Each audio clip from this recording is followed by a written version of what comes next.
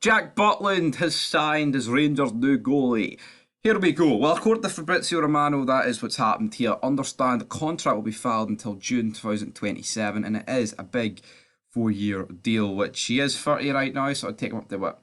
He's 34, unless he turns 31 between now and the start of the season or whatever. But yeah, it's not official. Of course, Rangers like to drag this procession out. They like to basically everyone else confirms it, and then Rangers have the big transfer reveal. Butland, I think he'll be a good signing. I don't think he's ever going to go back to the heights he once showed because if he was, I think if he was genuinely at those heights, he would be at like a United. I know he was on loan, but look at the hair, man. They need somebody to replace him. But ever since his ankle injury, he has dropped off a bit. Yeah, but maybe coming to Rangers is the confidence he needs. Hopefully, though, he can produce. But at the end of the day, say Butland doesn't work out, could very easily not work out.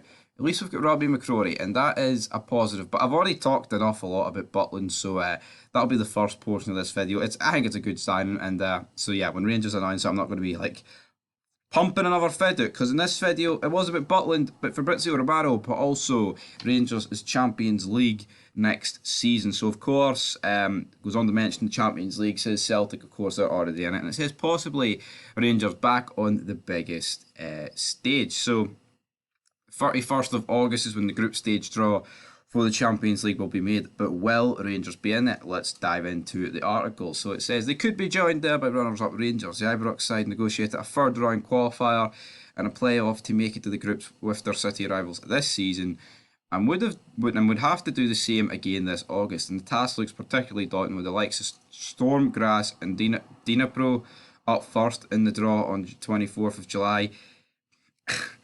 Particularly daunting. I'm sorry if we can't beat Dnipro and Storm Grass, we don't deserve to be in the Champions League, right? That's just the way the cookie crumbles.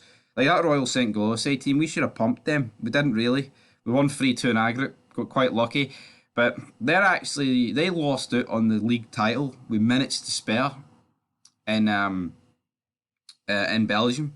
So it's not like, I know it was a bit of a shock to meet them in the Champions League, but at the same time, I think they're actually a good team, to be honest. But I look at these Stormgrass teams and Dynapro, I'm like, not particularly insane on them. But then, after we take them on, which could potentially be around the 8th, 9th of August, with that draw on the 24th of July. So put that in your calendars, guys. 24th of July. I have my Rangers calendar up there. I'll be putting that in there. But yeah, and this would be before teams such as PSV or Marseille. So of course, it would be two rematches. It would be two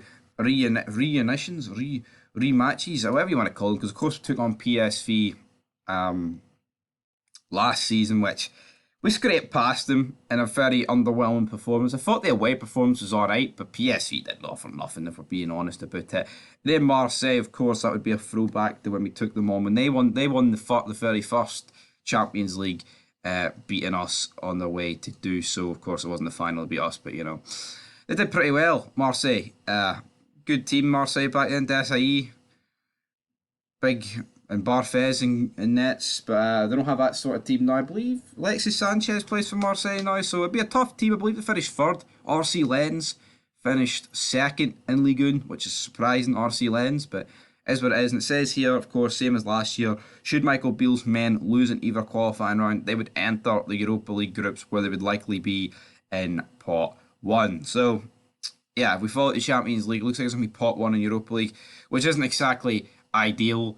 Well, I mean, pot 1 is good, but I'm talking about dropping it. But see, at the end of the day, if dropping out to the Europa League means not getting scudded 6-0 every game, which I don't think would happen. There is positives for both, right? Obviously, you want to be in the Champions League, you want to build, you want to get the most money, you want to compete against the best teams, but it is a confidence absolute killer, man, if you're getting pumped by like 6-0 every game.